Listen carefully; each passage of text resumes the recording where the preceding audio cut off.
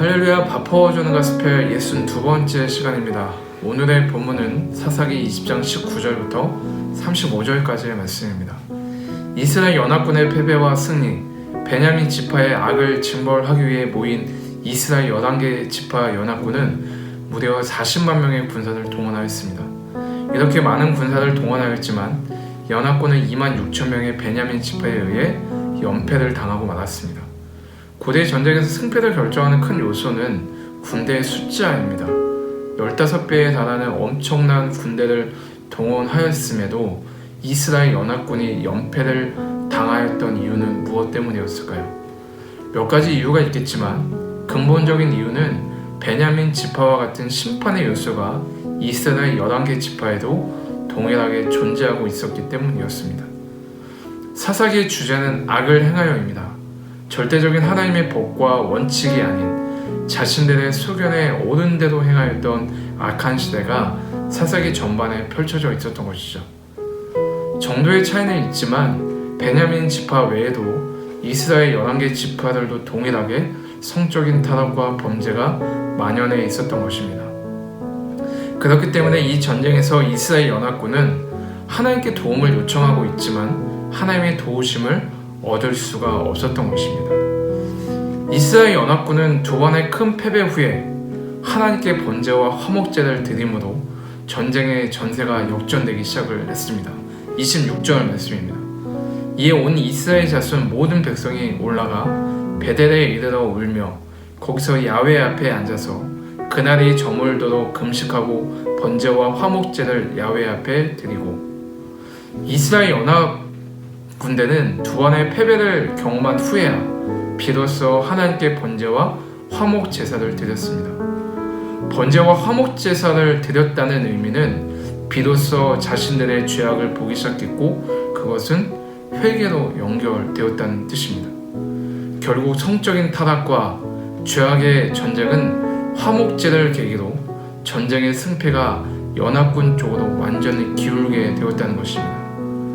이것은 인간의 구원을 위해 하나님이신 예수 그리스도가 성육신할 수밖에 없음을 설명합니다. 죄인인 인간은 스스로를 구원할 수가 없기에 죄 없으신 하나님께서 이 땅에 육신의 몸으로 오셔서 친히 제물이 되신 것입니다. 구원은 악과의 영적 전쟁을 통해 얻어지는 것이기에 선하신 하나님만이 승리를 보장하실 수가 있는 것입니다. 이러한 승리는 성도들의 삶 속에서도 동일하게 나타나죠. 성도들의 믿음을 빼앗으려는 악한 세력과의 영적 싸움에서 우리는 끊임없이 자신의 내부에 있는 죄악들을 회개하고 선한 삶을 살아가려고 노력해야 영적 승리를 얻을 수가 있다는 것입니다. 창세기 19장에 소돔과 고모라가 멸망을 당한 것은 의인 10사람이 없었기 때문이었습니다. 의인 10사람이 없을 정도로 소돔은 죄악과 성적 타락이 만연해 있었던 것이죠. 죄가 있는 곳에 하나님은 결코 역사하실 수 없음을 교훈으로 말씀하고 있는 것입니다. 동일하게 오늘 본문에서 베냐민 지파가 징계를 받은 것은 몇 명의 패역한 사람들 때문이었습니다.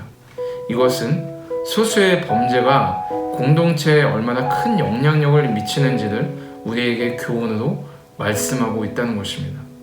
세상이 타락하고 하나님의 말씀과 기준이 멀어지는 시대 속에서 하나님의 백성들은 큰 책임감과 통렬한 반성 그리고 회개가 있어야 된다는 것입니다. 빛이 있는 곳에 어두움이 존재할 수 없듯이 하나님의 말씀에 온전히 깨어있는 하나님의 백성들이 있을 때 세상은 바뀌고 하나님 나라는 든든하게 건설되어 가는 것입니다. 이스라엘 연합군과 베냐민 지파의 전쟁은 비극으로 끝났습니다. 이 전쟁에서 베냐민 지파는 거의 전멸 직전까지 가고 말았던 것이죠. 공동체의 악을 용납하고 반성하지 않았던 결과는 지파 전체의 전멸 위기까지 가게 되는 사건이었던 것입니다. 죄가 만연해 있는 곳에 주님의 영광은 드러날 수 없습니다. 주님은 우리의 삶을 통해 선한 영향력이 드러나기를 원하십니다.